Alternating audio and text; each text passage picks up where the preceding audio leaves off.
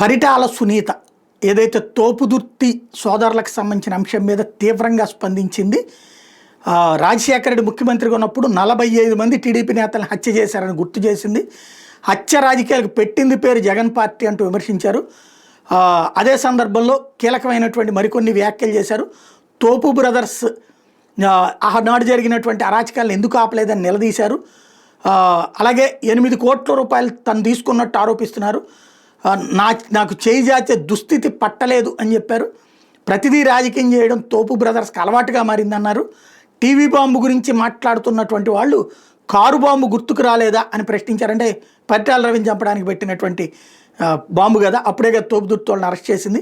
మీరు ముగ్గురు జైల్లో ఉండి వచ్చారు కదా అని గుర్తు చేశారు.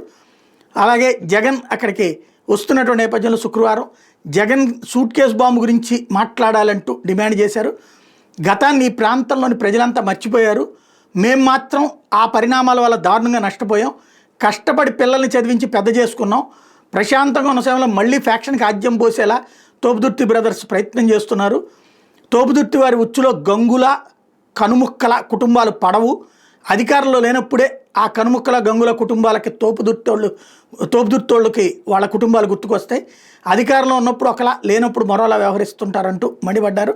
రెడ్డి సోదరులకి పరిటాల కుటుంబానికి ఎలాంటి గొడవలు లేవు, ఎలాంటి వివాదాలు లేవని తేల్చి చెప్పారు. వాళ్ళు ఆ రెడ్డి అనే కులాన్ని రాజకీయాలకు వాడుకుంటున్నారని విమర్శించారు.